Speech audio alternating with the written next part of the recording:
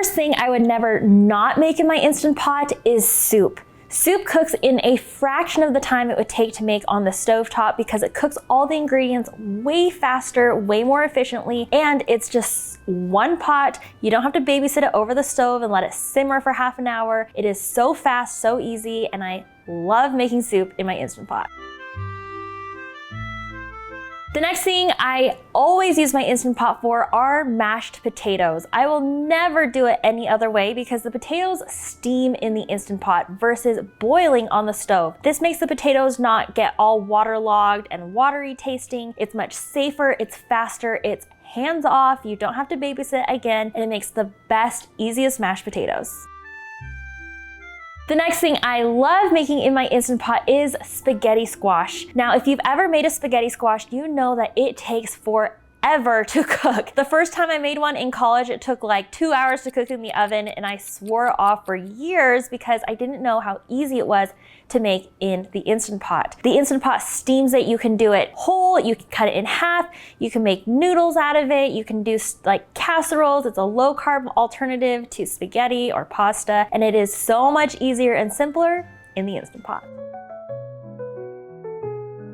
The next thing I love making in the Instant Pot is country style ribs or just even regular ribs. Ribs in the Instant Pot take about 30 to 40 minutes start to finish, and you can crisp them up on the barbecue or the grill or the oven, and it makes it so tender and soft, but you don't have to braise it or you don't have to put it in a grill or a smoker all day to get it that way.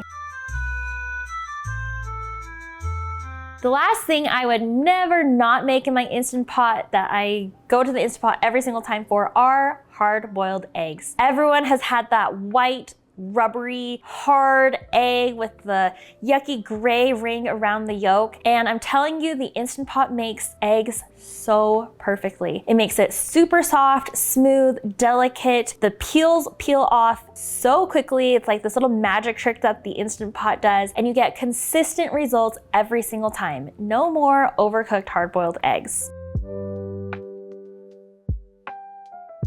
If you like any of these recipes and want more, I have them all listed in my new cookbook, Enjoy, and I also have a best beginner recipe page that gives you the top 5 recipes that I suggest you make in order as an Instant Pot beginner. You can get this on my website, trytestedandtrue.com. It's on sale right now and it'll ship tomorrow in the US. If you're not in the US, I also have an ebook version and I know you'll love it too, so enjoy!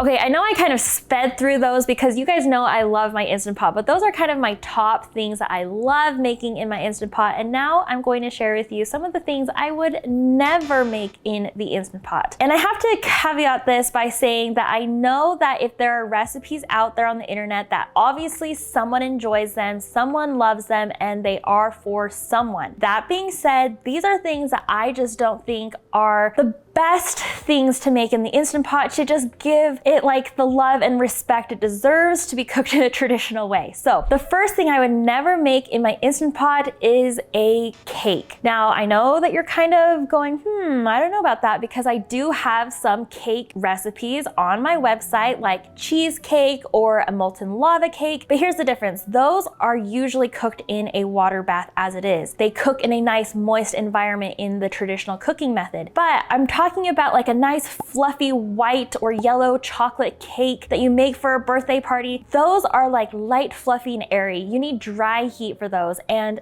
the Instant Pot does not make anything using dry heat. The Instant Pot only steams using water, heat, and pressure, so it's a moist environment, and that's not ever going to get you a light, fluffy, airy cake or dessert. So anything like that, I would steer away from. I know you can find recipes online, but I promise you they're going to be kind of dense, they're going to be very moist, and if you're going to make something like bread pudding, this is a great vessel to do so. However, nothing light, airy, and fluffy like cake. The next thing that I've seen I would never make in my Instant Pot are burgers. I love burgers and fries. It's one of my all-time top favorite foods, but I've seen recipes to make steamed burgers in the Instant Pot, and like I said, if you like it, more power to you. However, for me, I need that nice crispy sear on a burger patty. I need those char marks. You're not going to get that in an Instant Pot. If you put a ground beef or a burger patty inside of an Instant Pot and set it to steam or pressure cook, you're just going to get a gray patty that has all that kind of like cooking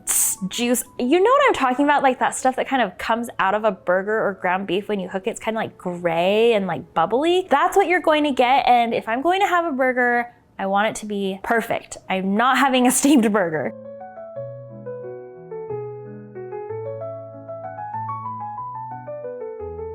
Next, something that I would never make in my Instant Pot is a cut of expensive meat, such as a prime rib or some ribeye steak or anything like that. I would never put in the Instant Pot because it deserves so much more respect than pressure cooking. I'm sorry. Some things just need to be done the traditional way. You just need to take the time and the love and the effort and the energy to do so. And putting a beautiful cut of prime rib in an Instant Pot would be a complete disgrace. And I said what I said, I'm just sticking to it. Next, something that I would never pressure cook in my Instant Pot is shrimp. I do have shrimp recipes on my website that, yes, use the Instant Pot. However, all of my recipes for shrimp anything use the residual heat of the Instant Pot to just cook that shrimp through really quickly at the end. There's no actual pressure cooking involved in any of my shrimp recipes. That's because shrimp cook extremely quickly, even frozen shrimp. And so you can just add frozen shrimp directly to the Instant Pot after you've pressure cooked something, and you can just stir it up and it cooks through perfectly. You definitely don't want overcooked shrimp because then it's rubbery, it's tough, and it's not good.